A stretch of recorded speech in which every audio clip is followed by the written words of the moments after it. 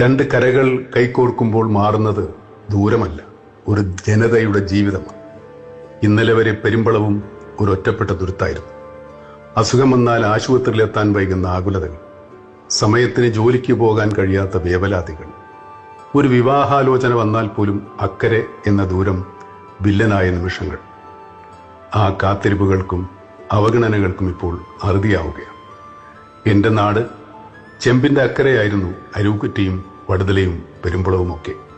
ഇപ്പോൾ അവയെല്ലാം ഒരു നാടായി.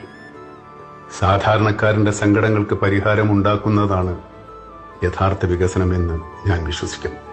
ആ പാലത്തിൻ്റെ ആർച്ചുകളിലെ നിറങ്ങൾ പോലെ ഇനി പെരുമ്പളത്തുകാരുടെ ജീവിതത്തിലും മഴവില്ലഴക് വിരിയട്ടെ. കെട്ടിനിന്ന ജീവിതം ഇനി ഒഴുകിത്തുടങ്ങും, പുതിയ വേഗത്തിൽ, പുത്തൻ നിറങ്ങളോടെ.